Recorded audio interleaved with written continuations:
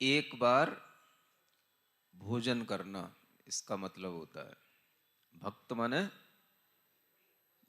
भक्त नहीं होता, भक्त माने भोजन होता है। भक्त माने भुक्ति होती है, एक भुक्ति, एक बार भोजन करना। यानी यह नियम है निर्ग्रंथों की इस दिगंबर परंपरा में। यह नियम है कि मुनि महाराज एक बार ही भोजन करते हैं। आपको ज्ञात होगा कि भोजन करने की दो बेलाएं होती हैं। वैसे तो बिरियां दो होती हैं। बिरियां मतलब समझते हो ना, भोजन की जब बेला आ जाती है, भोजन का जब टाइम आ जाता है तो उसी को बिरिया कहते हैं। अब भोजन की बिरिया हो गई है, बैठ जाओ, नहीं बोलते? तो कहीं कहीं बोलते हैं, जहां अपन ने जन्म लिया उधर साइड बोलते हैं ऐसा। तो एक बार ही भोजन करना। बिरिया तो दो होंगी, सही ढंग से देखा जाए तो श्रावक के लिए भी भोजन की बिरिया कितनी? दो बिरिया बताई गई, दो बेलाएं होती हैं। तो जब श्रावक भोजन जिस समय करेगा उसी से पहले वो अतिथि संविभाग करेगा, तभी वह मुनि के लिए भोजन कराएगा। तो इसलिए कहना पड़ा कि श्रावक अगर दो बार भोजन करे तो मुनि दो बार ना करे, मुनि तो एक ही बार करे। तो भोजन की जो बिरिया होती है, यानी भोजन की जो वेला आती है, भोजन का जो समय होता है, वह सुबह और शाम के समय दो बेलाएं श्रावकों के लिए कही गई हैं।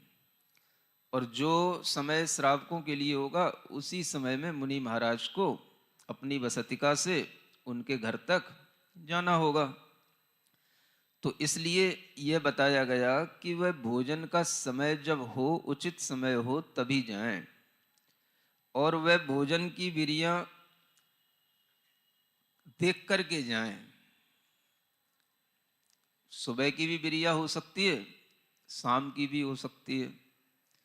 तो ऐसा नहीं कि अर्ली मॉर्निंग सुबह उठे और चल दिए, या थोड़ा सा सुबह मतलब पौ फटी और है ना दिन निकला और निकल गए गोचरी के लिए। तो उसमें ये कहा है शास्त्रों में, नाली तीय वज्जीय उदयत्थ मणे, मतलब कि उदय और अस्तगमन के समय पर नाली तीय वज्जीय। ये मूलाचार में बताया कि तीन नालियों को छोड़ करके, है ना, नाली माने घर के बाहर की नाली नहीं। एक नाली का मतलब एक घड़ी होता है, घड़ी को ही नाली कहते हैं। और एक घड़ी का मतलब कितना? 24 मिनट। यानी तीन घड़ी छोड़ करके सूर्य उदय के बाद भोजन की बिरियां शुरू होती है। समझ में आ रहा है ना? एक गृहस्थ श्रावक को भी ये ध्यान रखना चाहिए। और सूर्य अस्त होने के पहले भी 3 घड़ी पहले भोजन की बिरियां समाप्त हो जाती है। समझ आया? यानी सूर्योदय होने के 72 मिनट बाद और सूर्य अस्त होने के 72 मिनट पहले ये भोजन की बिरिया समाप्त हो जाती है ना? तो भोजन के लिए अगर निकलना भी पड़े तो सुबह 3 घड़ी बाद, है ना, भोजन किया जा सकता है। भले ही वो भोजन आप लोगों के लिए अभी जो उचित क्रम में चलता है वो तो 10 बजे 11 बजे चलता है, लेकिन 3 घड़ी बाद भी मुनि महाराज किसी परिस्थिति विशेष में आहार आदि ले सकते हैं। और शाम को भी ले सकते हैं, दोपहर में भी सामायिक समय को छोड़ करके ले सकते हैं। ऐसा नियम नहीं है कि सामायिक से पहले ही लेना चाहिए, सामायिक के बाद भी लिया जाता है, लेकिन सामायिक का समय छोड़ करके भी भोजन किया जाता है। लेकिन वह 3 घड़ी शाम की सूर्यास्त होने से पहले पहले तक, है ना? इस तरह से ये भोजन की विरिया को ध्यान में रख करके एक वक्त भोजन करना, इसको बोलते हैं एक भक्त, और इसी का नाम है एक वक्त। नहीं समझ में आया? एक ही बार भोजन करना, एक वक्त। तो कभी कभी क्या होता है कि जैसे सुबह की बेला में निकले साधु, है ना, और किसी कारण बस उनको अपनी आहार की विधि न मिली, तो वो वापस लौट करके आ जाते हैं।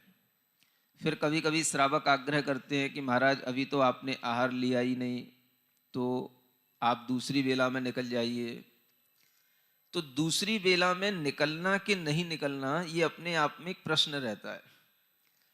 तो आचार्य महाराज हमेशा कहते थे जब हम एक बार एक बेला में आहार का संकल्प लेके निकले, तो हमें उस बेला में अगर आहार मिलता है तो आहार कर लेना चाहिए, और नहीं मिलता है तो उसे अपना लाभांतराय कर्म समझ करके फिर भोजन का त्याग कर देना चाहिए, उस संकल्प को छोड़ देना चाहिए, भले ही आपका उस बेला में भोजन किसी कारणवश ना हो पाया हो। इस तरह से आचार्य महाराज का इस विषय में ये कहना था कि एक बार ही भोजन के लिए निकलिए। अगर आपको दोपहर में भी भोजन करना है तो आप सुबह ना निकलिए, दोपहर में ही भोजन के लिए निकलिए। एक वक्त का भोजन इसको बोलते हैं। तो भोजन एक वक्त ही करना है, दो